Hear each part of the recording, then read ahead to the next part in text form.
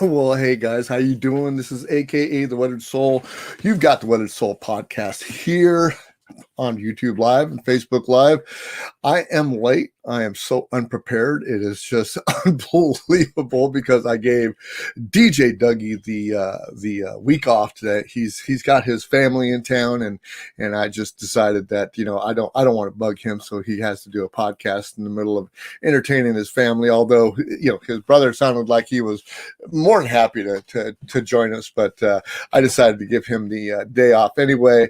It's one of the things that I like to do when family's in town or something like that. It was just that's what we're doing. So, going to be a short show today, guys. I apologize for that, but other than that, I just want to welcome you to the show, the Weathered Soul podcast. Thank you guys for being here. You can grab us on Facebook Live. You can you can go to our AKA The Weathered Soul podcast site right here.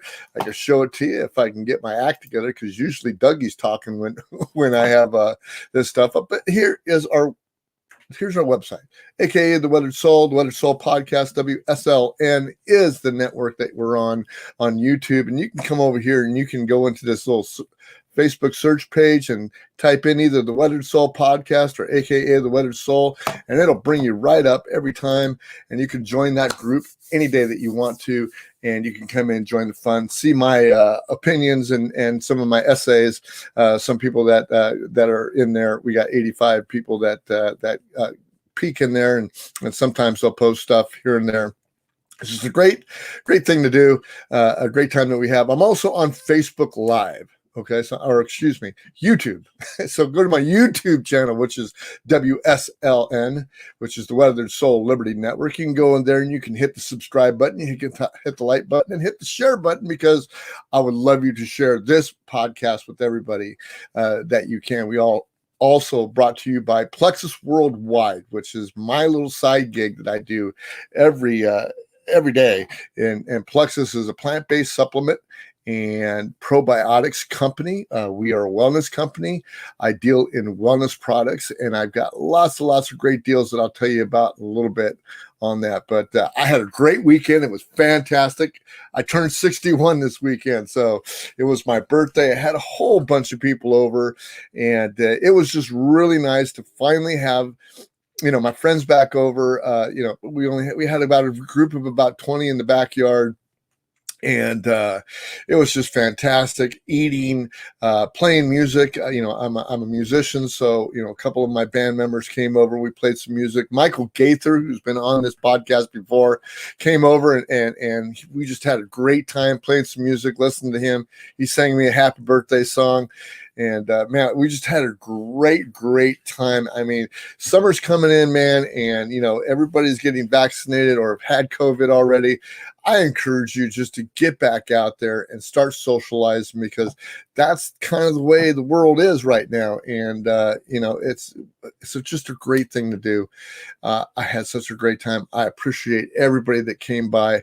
My buddy Brian, who just had a liver transplant, finally came by. I thought, I hadn't heard from him in so long. I thought, for sure this man was going to pass away. And on Christmas Eve or New Year's Eve, one of the two eves, he got a phone call and said, "You need to get down here right now. We have a liver for you." And Brian looks, he's still on the recovery mode. He's still kind of slow. He's still healing up. But let me tell you something, to see color in his face and to know that he's alive and all that is just fantastic to see that in his face. I just love it. I just, thank God that somebody, happened to have to die for him to get a liver. But they gave him life, and he's a beautiful soul. And I just thank God that he is alive and kicking now. And it's just great. Other than that, I just had like one of the most unproductive weekends I've ever had in my total life. It's my favorite weekend of the year, actually. So Memorial Day is just a real fun weekend for me, because there's a whole bunch of birthdays in my family and in my friend circle. I have a friend of mine, Donna, who is a customer of mine, also just a very, very good friend that I went to high school with. We were born on the same day in the same hospital. how how weird is that? I mean, how many times does that happen? And Donna, if you're out there, happy birthday to you. And it was my brother-in-law's birthday, and it was Dougie's wife, DJ's wife's birthday, and she celebrated it with me. We just had a great time. I made some hot dogs and some hamburgers and tried to burn my grill down. And like I said, it was just really, really fun and nice to have people here in my backyard again, the way it used to be. But like I said, it was a really unproductive weekend for me because, like I said, it's my best weekend. Saturday was busy because I had people over and the big party, but Sunday came along, and every time Sunday comes along on Memorial Day weekend, I can always think the first thing that I listen to or first thing that I turn on the TV after I pray in the morning is I watch the Indy 500. And lo and behold, one of my favorite drivers in the whole world won the Indy 500. He was 46 years old, and his name was Helio Castroneves. And let me tell you, this guy has it all, man. Let me tell you, he's the only one of the 5 four-time winners of the Indy 500. And he had just a fantastic time celebrating and knowing that he is one of the immortals that is on the track right now. Excuse me. Just a fantastic guy. I've met him before, here at one of the local tracks that they run Indy cars on. And this guy could not be a nicer guy. I mean, let me tell you, being removed from a lot of celebrities, I haven't met a lot of celebrities.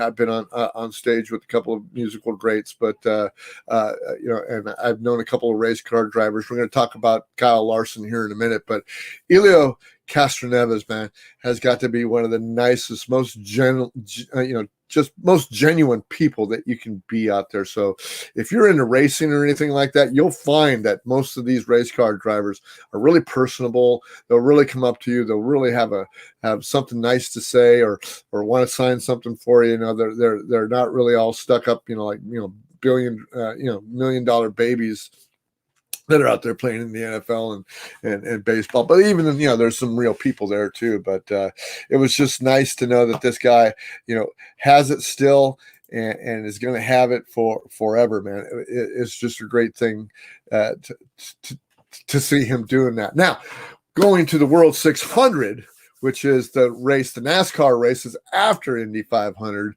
Me and my family's friend and my 2 children, my late son Anthony's friend, is Kyle Larson, who used to race sprint cars out at Ocean Speedway. And to see him go wire to wire, he started the race on the pole position and came in first place after 600 miles. It was fantastic just to see Kyle Larson, another real nice guy on the track, and another real nice guy. Really, when you see him in person, man, I've got pictures of my kids in his sprint car, and believe me, it's really funny to see how these guys can get in a sprint car. I've driven a sprint car myself before, and I'm a 6'3", and believe me, you get in a sprint car, you're cramped in there at 6'3", but Kyle Larson's, he's a little guy. He's really not much taller than the car itself. But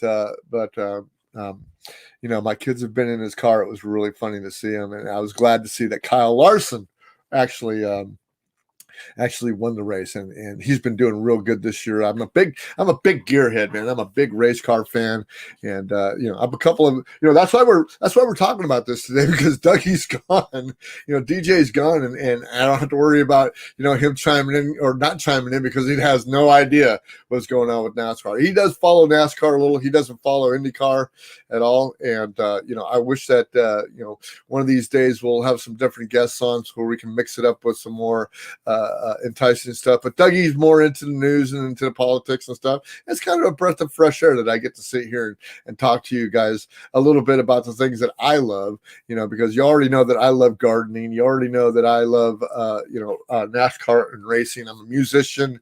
I have a band. I have this podcast, and these are a couple of those things that I love. And also, I watch golf, so the senior golf tournament was on, and and there's a couple of guys on there that first time out, it's just, I tell you what, if you want to go out and you want to participate in a sport that's all about not competing with anybody, go out and play yourself some golf. And let me tell you, there's nothing like hitting the ball down the fairway and griping at yourself because that it wasn't your teammate that hit the ball. It wasn't anybody else that hit that bad shot. It was you. And to get, from the tee box into that little itty bitty hole that's about this big. I mean, that's about as big as it is.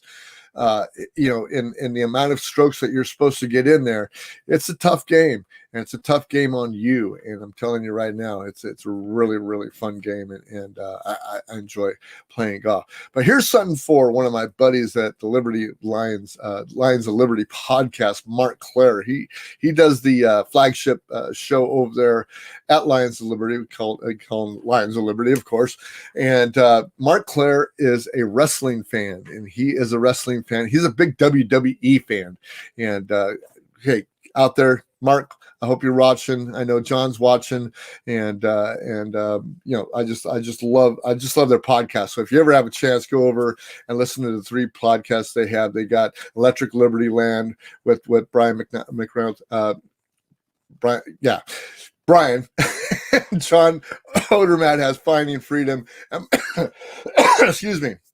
And Mark Clare has the Lions of Liberty podcast on Monday. You got to go out there and watch him. But Mark Clare is a big wrestling fan. He's a big WWE fan. And I happen to be an AEW fan. And if you guys are wrestling fans out there and you want to hear about wrestling, I'm going to be talking more about wrestling probably on a different podcast. But I'm going to talk about AEW wrestling today because I think AEW, hands down, is a product that is coming up. I mean, they're never going to be. Let me get you a little history on AEW. AEW was thought up decades and decades ago by Ted Turner. And Ted Turner bought a wrestling company way back in the day called World Championship Wrestling. And it came on Superstation TBS a couple times a week, but on Saturdays, it would go 3 or 4 hours. And just a great show. And all the announcers that are on AEW there, they grinded their teeth on this, and they've been in there for, we're talking 30, 40, 50 years now that they've been running this show. Well, it's had its up and downs, and they had these Monday Night Wars back in the 90s, and push came to shove with WCW against WWE, and Vince McMahon bought out WCW, and Turner was out of the wrestling business. There was no more wrestling on TNT. There was no more any of that. So what happened was that WWE just kind of did the monopoly thing. They had a monopoly on the sports entertainment business. And for years and years and years, that's all you had was WWE. I mean, there was some upstart regional companies, Ring of Honor, New Japan Pro Wrestling. There was still the AWA and the NWA, but they were really, really small and didn't have much traction. And so basically, fast forward to a couple of years ago, Cody Rhodes, who is Dusty Rhodes' son, really just kind of got tired of Vince McMahon and really wanted to do his own thing. So he took some wrestlers with him when his contract ended with WWE and got together with Tony Khan and a bunch of other people that were in the wrestling business. And they started up a company called All Elite Wrestling, AEW. And they're based out of Jacksonville, Florida right now. And let me tell you something. They're not in competition with WWE, but they have all of WWE's out of contract talent. And for them to do one show a week, which they only do one show a week, is on Friday nights. That's when they do their show. They used to do it on Wednesday nights, but they do it on Friday nights now. They do one show a week. They let their wrestlers wrestle wherever they want. So you'll see the WWE wrestlers that used to be on WWE, they'll be on Ring of Honor, they'll be on New Japan Wrestling, they'll be on Florida Championship Wrestling, Ohio Championship Wrestling, all the little all the little regionals all around, and then they all get together for this one show on Fridays, and it's a fantastic show. And Cody Rhodes and Tony Khan has already said, "Hey, we're not in competition with WWE. We can care less about McMahon. McMahon can have the world, but they're going to take their little niche and they're going to mold themselves." And let me tell you, I don't think it's going to be long, because they got a good show and they've got some good talent out there, and they got, the same storylines. And I'm going to ramble on and on and on, because a lot of you guys don't think that that wrestling is real, because it's not real. It's an entertainment. It's like a gladiator sport. It is there for show. It's there for entertainment. It's not MMA. It's not college wrestling. It's sports entertainment. Just like McMahon says, it's sports entertainment. We're out here to do it. If anything's real about it, let's talk about the injuries. We'll talk about the real knees and the necks and all this other stuff, because of the gags and the bumps and the stuff that they do. If you ever watched a pay-per-view on WWE, some of them are just really crazy. Taking these wild jumps on tables and stuff like that. It's amazing, the sadomasochistic nature of these shows. But the superhero villain, the good versus evil, the gray areas they have in there, and all the innuendos is just a fantastic thing. And I think that AEW is up and coming, even though that they say that they're not in competition with WWE, but they're giving them a good run for their money, because they've got a good slice of the viewership on a Friday night. And I'm just kind of wondering, I don't think that they have it over on them for SmackDown, because SmackDown actually goes on Friday night, but they were getting a good rumble on Wednesday, and I love to watch them on Fridays. So it's one of those things I love to do, and it's one of those things I love to talk about. So we're going to talk about just anything that I want to here. Like I said, it's a short podcast tonight. I just wanted to let you guys know that I'm still here. I wanted to get this podcast out so you guys knew that, I didn't forget about you. We've got some listenership going on. I've got some people that don't want to listen to us anymore, but I promise you, this is the best podcast you've never heard of. It's just me and Dougie. We get on here every week, unscripted, the way we want to do it, anytime we want to do it, in any way we want to do it. And if YouTube doesn't like us, and if Facebook doesn't like us, and they want to cut our sponsorships and our monetization, then they can go for it. We'll go find another place to play. Whether that be Locals, whether it be Gab, whether it be MeWe, wherever. We're going to find a place to go. There's another place called Rumble that I'm looking at now, because just to be monetized about things that we actually talk about during the real podcast. When me and Dougie get together, we get pretty controversial. So and Dougie has his opinion about things, and I have my opinions about it. My things. I'm a little bit more libertarian aspect of this show, and he's a little bit more on the, I don't want to say the statist side, because he's really not a statist, but I mean he's a homegrown East Coast, kind of guy, and after meeting his brother this weekend, I can see a lot of where they're coming from. And I can see that the politics between Republicans and Democrats is a whole lot different in Connecticut than it is here in California. And let me tell you, to listen to them two, discuss things as we discussed things on Sunday when I was over there visiting them, you couldn't tell the difference, to tell you the truth. There was just, everybody wants just freedom, and that's the big thing. And I'm just going to get a little political here just for a minute, but if the people here in California would get their head out of their ass, the Republicans and the Democrats, and I'm talking more about the Democrats, but the Republicans and the Democrats would get their heads out of their ass and start coming together and seeing each other for what they are, which is fighting for the liberty of us people, not for breaking down any of the rights or anything that we have. We would see a whole lot of things better, and we would be a whole lot better society, because community is unity around here. And that's what me and Dougie try to do when we get together and we talk about things here on the Weathered Soul podcast.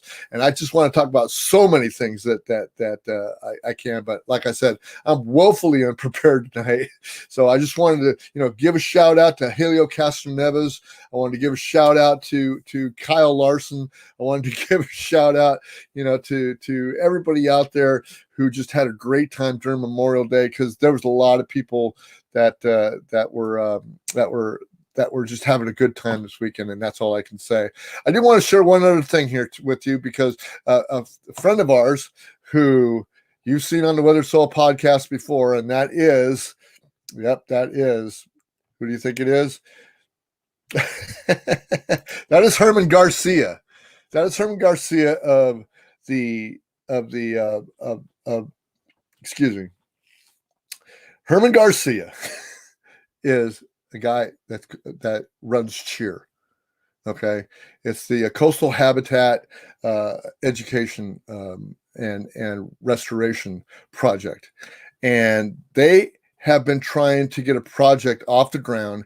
And here's Herman Garcia, Gilroy-based Coastal Habitat Education and Environmental Restoration, introduces Ryder and Victoria McDowell during the June 1st groundbreaking for the Bedabel project. Garcia has worked to clean the San Benito River that runs into our property. What he does, and we can go back to a podcast and go see him if you like to. He saves the rivers and the streams around here that flow up into the mountains here, because streams flow down and they go into the oceans. And when the streams flow down and go in the oceans, when we have enough water, that's when the steelhead come up. Well, what happens is that we don't have a lot of rain here sometimes, and what happens is the steelhead get trapped up in the mountains. So he goes up there and he grabs them and he brings them down and he puts them back into the ocean. So when the streams come back up, they can spawn. Him and his society also goes out and makes sure that those waterways are open, because right now we have a huge homeless problem in California, and a lot of people are living by the rivers or living by the creeks and things like that. And the trash is going in there when they have rainstorms and stuff, and they have to evacuate. What happens is now that stuff gets washed away. It gets washed down into the creeks, and it clogs up the creeks. Also, we have people that out there that are poaching, trying to catch these fish, trying to stay alive, of course. But I mean, still, they're poaching these and they're damming up the river. So what Herman goes out there to do is he goes out there and he has a crew that goes out there and they go out and they clean the streams. And one of the cool things that they do is they partner with the Department of Fish and Game. And what they'll do is they'll come out and they'll give him loads of gravel. And if you know anything about fish spawning, that they need gravel to spawn in, especially steelhead. So what he'll do is he'll go up there to those spawning beds, and if something has been washed down, then they'll put gravel down. So when they do come back up, they have a place to spawn. So Herman's doing a great job. There's a project called the Bedabel Project, which is a spot of land, actually many acres of land that is south of Gilroy, that they really aren't doing a whole lot with. There's been environmental groups that have been pushing back on Herman, and Herman's been pushing back on them, but they really wanted to do a kind of a commercial type thing, kind of another highway kind of stop like they used to have on Route 66. Well, let me actually read this to you a little bit, and then we're gonna pull off here, because I just really want to do this. A plan to create a roadside attraction on the Bedabel property along Highway 101 in San Juan Bautista took a step closer to reality on June 1st. Community members joined elected officials in celebrating the groundbreaking of the Bedabel project first phase. The proposal for a 29-acre Bedabel property owned by McDowell Charity Trust and adjacent to the Bedabel RV Park and inspired by the 1950s era California roadside stop with a wooden barn housing a produce stand, a service station, gas and diesel with a vintage motel, and a visitor center, which would be built in the shape of a watering can, meant to introduce travelers to San Benito County and promote its destinations. What's important about this, guys, is that we've lost all those kind of roadside attractions, and it's kind of neat having them there. This is going to be a really real small footprint on this agricultural land. Actually, they had a zoning war over this, and there's really nothing out there, and they're really not doing anything with the land. So why not put a roadside attraction or something on there? Create a little business, create a little exposure for San Benito County. San Benito County is a beautiful county. It houses, it's just a great big agricultural land, and they grow everything there. So if you eat vegetables or anything, chances are you're getting it from San Benito County. And I'm talking about all over the world and all over the country. So this is just a little spot that they want to, introduce people to San Benito County and get them in there. They got great fishing around here too.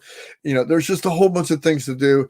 And kind of once you get south of Morgan Hill and Gilroy, there's really nothing other than Monterey. When you get to Monterey, that is anything of any kind of visitor interest. So they're trying to bolster that a little bit there in South County. But I just congratulate Herman. We're going to have Herman on again, pretty soon, and get him going there. But like I said, I'm going to cut this short because I just wanted to get a little blurb out there, get somebody out on the audio portion of this podcast. I want to thank you guys for being here. I'm going to run a couple banners through because you can listen to the audio portion of the Weathered Soul podcast on anchor.fm. Just go to anchor.fm/the Weathered Soul podcast, and you can listen to this anytime you want. And, if you go there, that's how you support us, because every time you listen to us or download a podcast from there, they pay us a little bit of money. And, I'm not going to get into all the ways that you can support us today, because there's a million ways that you can support us. I'm working on the Patreon site. There's actually a donation site on the anchor.fm /the Weathered Soul podcast page that you can go there. We're always welcome to get the money, because it takes a lot to, take care of all this equipment that I have to use this podcast. And, I just want to thank you guys for listening. If you would, please, if you want to support us, the best way is to go and to give us a rating. Go to iTunes, because iTunes is the way that people find the Weathered Soul podcast to listen to. And the more ratings that we get, the more comments that we get, the more exposure that we get, and the more that we raise up into the charts. I'd love to be like in Joe Rogan's spot, but right now I'm not. We just have, a couple dozen listeners and stuff like that. We just enjoy you, thanking you guys for listening to us. And I want to thank you guys again for being here. It's a short podcast. And like I said, thank you much. And we will see you next week. Thank you for watching the Weathered Soul podcast. And please share this episode with a friend and subscribe to our YouTube. And we will see you next week. Bye-bye.